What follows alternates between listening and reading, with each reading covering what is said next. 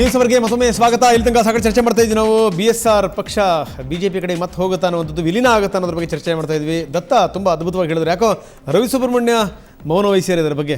ಏನೋ ಹೇಳಿದ್ಕಲ್ಲ ಒಪ್ಕೊಂಡ್ಬಿಟ್ರೆ ಹೆಂಗೆ ಕತೆ?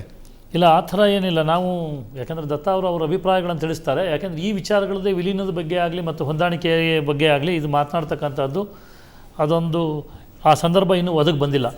ಇವತ್ತು ಕಾಂಗ್ರೆಸ್ ಪಕ್ಷವನ್ನು ನಾವು ಸ್ಪಷ್ಟವಾಗಿ ಸೋಲಿಸ್ತೀವಿ ಅಂತಕ್ಕಂಥ ಮಾತು ಯಡಿಯೂರಪ್ಪನವ್ರ ಬಾಯಿಂದ ಬಂದಿದೆ. ಅದು ಅವರು ಆ ಪಕ್ಷದಲ್ಲೇ ಕೂತ್ಕೊಂಡು ಸೋಲಿಸ್ತಕ್ಕಂಥ ಪ್ರಯತ್ನ ಮಾಡ್ಬೋದು, ಅಥವಾ BJPಗೆ ಸೇರಿಕೊಂಡು ಆದರೂ ಪ್ರಯತ್ನ ಮಾಡ್ಬೋದು. ಆದರೆ ಇಂದು ವಿರೋಧ ಪಕ್ಷವನ್ನು ಸೋಲಿಸ್ತಕ್ಕಂಥದ್ರಲ್ಲಿ ವಿರೋಧ ಪಕ್ಷದಲ್ಲಿ ಕೂತಿರ್ತಕ್ಕಂಥವರು ಎಲ್ರಿಗೂ ಸೇರಿರ್ತಕ್ಕಂಥ ವಿಷಯ. ಆಡಳಿತ ಪಕ್ಷದಲ್ಲಿ ಇವತ್ತು ಯಾರು ಚುಕ್ಕಾಣಿ ಹಿಡಿದಿದ್ದಾರೆ ಅವರು ಈ ಪಾರ್ಲಿಮೆಂಟ್ ಎಲೆಕ್ಷನಲ್ಲಿ ಖಂಡಿತವಾಗಿ ಸೋಲನ್ನು ಉಣ್ತಕ್ಕಂಥದ್ದು ಬರೆದಿಟ್ಟಂಥದ್ದು ವಿಚಾರ ಇದು. ಹಾಗಾಗಿ ಇಲ್ಲ, ಈ ಸತಿ ಈಗಾಗಲೇ ಸಮನ್ವಯದ ಸಮಿತಿ ರಚನೆ ಇವತ್ತು ಏನು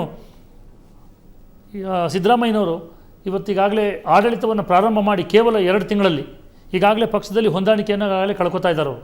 ಈಗಾಗಲೇ ಕಾಂಗ್ರೆಸ್ ಪಕ್ಷದ ನಾಯಕರು ಇವರು ಯಾರೋ ನಮ್ಮನ್ನು ಕೈ ಮೀರಿ ಆಗಲೇ ಮುಂದೆ ಹೋಗ್ತಾ ಇದ್ದಾರೆ ಮುಖ್ಯಮಂತ್ರಿಗಳು ಅಂತಕ್ಕಂಥ ಭಾವನೆ ಪಕ್ಷದಲ್ಲಿರ್ತಕ್ಕಂಥ ಮಂತ್ರಿಗಳಲ್ಲಿ ಮತ್ತು ರಾಷ್ಟ್ರ ಮಟ್ಟದ ನಾಯಕರಲ್ಲಿ ಯಾವತ್ತು ಬಂದಿದೆ, ಈಗಾಗಲೇ ಅವ್ರ ಮೇಲೆ ಹೇರಿಕೆಯನ್ನು ಇಡ್ತಾ ಇದ್ದಾರೆ.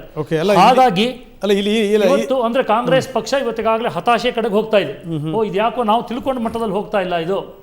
ಆದ್ರಿಂದ ನಾವು ಎಚ್ಚರಿಕೆಯಲ್ಲಿ ಇರಬೇಕು ಅಂತಕ್ಕಂಥ ದೃಷ್ಟಿಯಲ್ಲಿ ಇವರು ಇವತ್ತು ಯೋಚನೆ ಮಾಡ್ತಾ ಇದ್ದಾರೆ. ಇಲ್ಲಿ ದತ್ತ ಅವ್ರ ಮಾತನ್ನು ಅದಕ್ಕೆ ಉತ್ತರ ಕೊಡಬೇಕು. ನೀವು ಏನು ಅಂತಾರೆ, ಅವ್ರು ಏನಂತಾರೆ ಅಂದರೆ ವಿಲೀನ ಆದರೂ ಏನು ಬದಲಾವಣೆಗಳಾಗೋದಿಲ್ಲ, ಅಥವಾ ಬೆಂಬಲದಿಂದ ಸ್ಪರ್ಧೆ ಮಾಡಿದ್ರು ಕೂಡ ಏನು ಬದಲಾವಣೆ ಆಗೋದಿಲ್ಲ.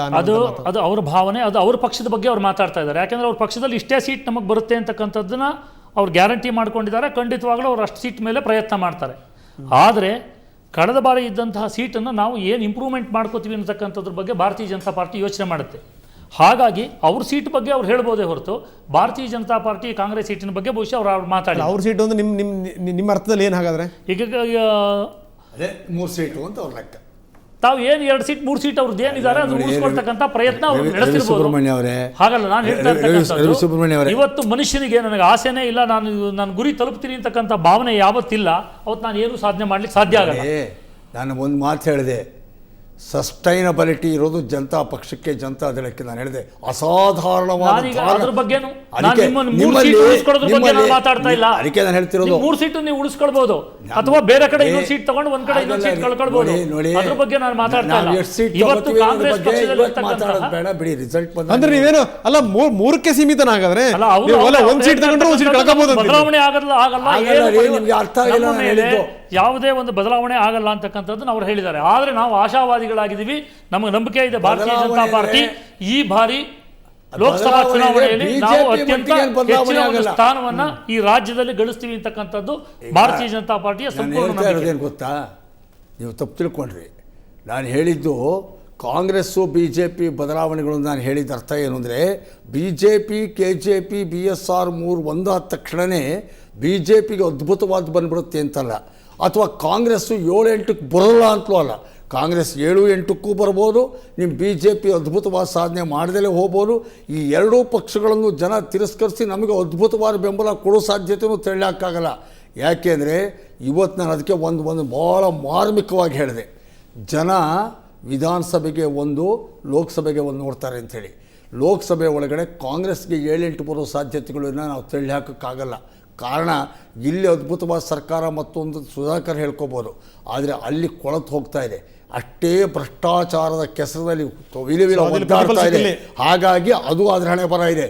ನಾಳೆ ದಿನ ಮನಮೋಹನ್ ಸಿಂಗ್ ಅಂತ ಒಬ್ಬ ಪ್ರತಿಷ್ಠಿತರಾದಂಥ ವ್ಯಕ್ತಿನ ಒಂದು ನಕಲಿ ಸಾಮಂತ್ ಪೋಸಲ್ಲಿ ಇಟ್ಟುಬಿಟ್ಟು ರಾಹುಲ್ ಗಾಂಧಿ ಪ್ರೈಮ್ ಮಿನಿಸ್ಟರ್ ಅಂದಾಗ ರಾಹುಲ್ ಗಾಂಧಿ ಮೋದಿಯಿಂದಾಗ ಬೇರೆ ಬೇರೆ ಕಂಪ್ಯಾರಿಸನ್ಗಳು ಸ್ಟಾರ್ಟ್ ಆಗ್ತವೆ.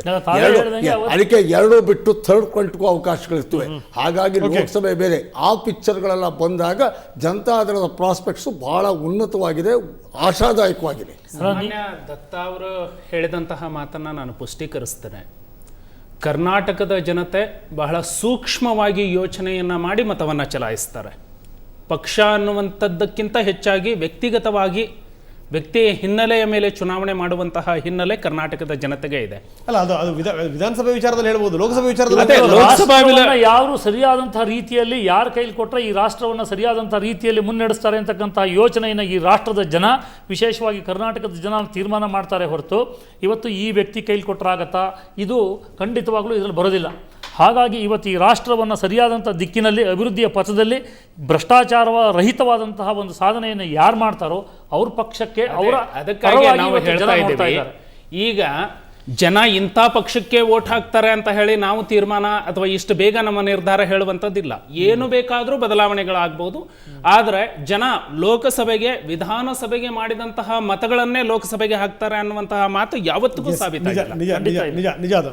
ಸುಧಾಕರ್, ಈಗ ಎರಡು ಪ್ರಾದೇಶಿಕ ಪಕ್ಷಗಳು ಮತ್ತು BJP ಪಕ್ಷದವರು ಆಶಾಭಾವನೆಯಿಂದ ಇದ್ದಾರೆ ಲೋಕಸಭೆಯಲ್ಲಿ ಅವರ ಒಂದು ಸೀಟುಗಳು ಇನ್ನಷ್ಟು. ಅಲ್ಲ, ಇಲ್ಲಿ ಒಂದು ಗಮನಿಸಿದ್ರಿ ನೀವು, ಇವ್ರು ಹೇಳಿದ್ದೇನು ಅಂತಂದ್ರೆ JDS 3, ದತ್ತ ಅವ್ರು ಹೇಳಿದ್ದೇನು ಅಂತಂದ್ರೆ ನೀವು ಹೇಳಿದ್ರೆ 8 ಅಷ್ಟೇ ಅಂತ.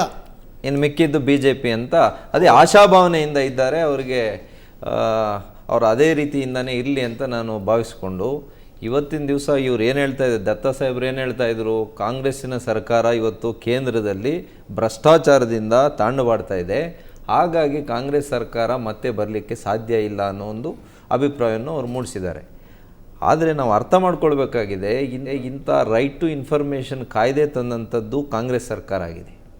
ಈ ರೈಟ್ ಟು ಇನ್ಫಾರ್ಮೇಷನ್ ಅಡಿಯಲ್ಲೇ ಎಲ್ಲವನ್ನೂ ಬೆಳಕಿಗೆ ತಂದಿರ್ತಕ್ಕಂಥದ್ದು. ಓಕೆ, ಇವತ್ತು ಕಾರ್ಯಕ್ರಮಗಳು ಕೊಟ್ಟಂಥದ್ದು. ಇವತ್ತು ಎಜುಕೇಷನ್, ರೈಟ್ ಟು ಎಜುಕೇಷನಲ್ ಬಿಲ್ಲಲ್ಲಿ ಜಾಗ ಮಟ್ಟದಲ್ಲಿ ಬೇರೆ ಡೆವಲಪ್ಡ್ ದೇಶಗಳಲ್ಲಿ ನೀವು ಕಂಪೇರ್ ಮಾಡಿ ನೋಡಿದಾಗ ಒಂದು 7 ರಿಂದ 8 GDP ಅಷ್ಟು ಬೇರೆ ದೇಶಗಳಲ್ಲಿ ಕೊಡ್ತಾ ಇದ್ದಾರೆ. ಇವತ್ತು ನಾವು 4 ರಿಂದ 5% ಅಷ್ಟು GDP ಇವತ್ತಿನ ದಿವಸ ಎಜುಕೇಷನ್ಗೆ ಕೊಡ್ತಾ ಇದ್ದೀವಿ. ಇವತ್ತು ನರ್ಮಡಿಯಲ್ಲಿರ್ಬೋದು, ಪ್ರೈಮ್ ಮಿನಿಸ್ಟರ್ ಇದು ರಿಲೀಫ್ ಫಂಡ್ಸ್ ಇರ್ಬೋದು, ಎಷ್ಟೋ ಯೋಜನೆಗಳು ಇವತ್ತಿನ ದಿವಸ ಬರ್ತಾ ಇದೆ. ಫುಡ್ ಇವತ್ತಿನ ದಿವಸ ಆರ್ಡಿನೆನ್ಸ್ ಮುಖಾಂತರ ಫುಡ್ ಬಿಲ್ಲನ್ನು ತಂದಿರ್ತಕ್ಕಂಥದ್ದು.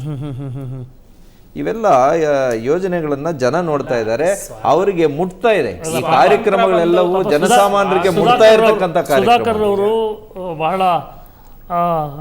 ಒಳ್ಳೆ ವಿಚಾರಗಳನ್ನು ತಗೋತಾ ಇದ್ದಾರೆ. ಇವತ್ತು ಫುಡ್ ಸೆಕ್ಯೂರಿಟಿ ಬಿಲ್ ಈ ರಾಷ್ಟ್ರಕ್ಕೆ ನಮಗೆ ನಿಜವಾಗ್ಲೂ ನಾವು ಬಹಳ ಯೋಚನೆ ಮಾಡಬೇಕು. 67 ವರ್ಷಗಳು ಸಂದಿದಂಥ ಸಂದರ್ಭದಲ್ಲಿ ಈ ರಾಷ್ಟ್ರವನ್ನು ಸುಮಾರು 45 ವರ್ಷಕ್ಕಿಂತ ಹೆಚ್ಚಿನ ಕಾಲ ಆಳಿದಂತಹ ಒಂದು ಕಾಂಗ್ರೆಸ್ ಪಕ್ಷ ಇವತ್ತು ಫುಡ್ ಸೆಕ್ಯೂರಿಟಿ ಬಿಲ್ನ ತಂದು ಜನಕ್ಕೆ ನಾವು ಅನ್ನ ಕೊಡ್ತೀವಿ ಅಂತ ಹೇಳಬೇಕಾದ್ರೆ ಈ ದೇಶದ ಅಭಿವೃದ್ಧಿ ಕಡೆಗೆ ಏನು ಈ ಸರ್ಕಾರ ಯೋಚನೆ ಮಾಡಿದೆ? ಒಂದು ರವಿ ಸುಬ್ರಹ್ಮಣ್ಯ, ಇನ್ನೊಂದು ಅದಕ್ಕೆ ನಿಮಗೆ ಪುಷ್ಟೀಕರಿಸ್ತೀನಿ. ಏನು ಅಂದರೆ ನೋಡಿ, ಫುಡ್ ಸೆಕ್ಯೂರಿಟಿ ಬಿಲ್ ಇವತ್ತು ಕೊಟ್ಟಿದ್ದಾರಲ್ಲ ಚುನಾವಣಾ ದೃಷ್ಟಿ ಒಳಗಡೆದಲ್ಲಿ, ಹಿಂದೆ ನಮ್ಮ ಜನ ಹೇಗಿರ್ತಾರೆ ಅಂತ ಹೇಳೋಕ್ಕಾಗೋದಿಲ್ಲ ಸರ್. ಜನ ಬೇರೆ ಬೇರೆ ದೃಷ್ಟಿಕೋನಗಳಿಂದ ನೋಡ್ತಾರೆ. ಜಗಜೀವನ್ ರಾಮ್ ಅದ್ಭುತವಾದಂಥ ಕ್ರಾಂತಿ ಮಾಡಿದರು, ಹಸಿರು ಕ್ರಾಂತಿ, ಅದ್ಭುತವಾದ ಕ್ರಾಂತಿ. ಇವತ್ತು ಏನು ಇವರು ಫುಡ್ ಸೆಕ್ಯೂರಿಟಿ ಬಿಲ್ ಇದೆಯಲ್ಲ, ಇದು 1000 ಪಟ್ಟು ಕ್ರಾಂತಿ, ಹಸಿರು ಕ್ರಾಂತಿ ಮಾಡಿ. ಜಗಜೀವನ್ ರಾಮ್ನ ಪ್ರೈಮ್ ಮಿನಿಸ್ಟರ್ ಕ್ಯಾಂಡಿಡೇಟ್ ಅಂತ ನಾವು ಬಿಂಬಿಸಿದ್ವಿ, ಜನ ಮತ ಕೊಡಲಿಲ್ಲ, ನಿಜ ಆಗಲಿಲ್ಲ. ಹಾಗೇನೆ ಗರೀಬಿ ಹಟಾವ ಕೊಟ್ಟರು ಇಂದಿರಾ ಗಾಂಧಿ, ಆವಾಗ ಜನ ಇದ್ದಕ್ಕಿದ್ದರೆ ಗರೀಬಿ ಹಟಾವ ಅಂತ ಕೊಟ್ಟರು. ಆಮೇಲೆ ಏನಾಯ್ತು ಅಂತ ನಾವು ನೋಡಿದ್ದೀವಿ. ಹಾಗಾಗಿ ಜನ ಫುಡ್ ಸೆಕ್ಯೂರಿಟಿ ಬಿಲ್ಲು ರೈಟ್ ನೂರಾರು ಕೋನಗಳಿಂದ ಇದಕ್ಕೆ ಸಂಬಂಧಪಟ್ಟ ಇವತ್ತು ಏನ್ ಆಗ್ತಾ ಇದೆ ಈ ದೇಶದಲ್ಲಿ ಅಂತಕ್ಕಂಥದ್ದನ್ನ ಜನ ನೋಡ್ತಾ ಇದ್ದಾರೆ. ನೀವು RTI ಮುಖಾಂತರವಾಗಿ ಇನ್ಫಾರ್ಮೇಶನ್ ತಗೋಬೇಕಾಗಿಲ್ಲ, ಪತ್ರಿಕೆಗಳು ನಿಮ್ಮ ಪ್ರಕಾರ ಹಾಗಾದ್ರೆ ಜನ ಇದನ್ನೆಲ್ಲ ನೋಡಿ ಓಟ್ ಹಾಕಲ್ಲ, ಜನಗಳದ್ದು ಮಾನದಂಡನೇ ಬೇರೆ ಇರುತ್ತೆ ಅನ್ನುವಂತ ಮಾತು ಖಂಡಿತ.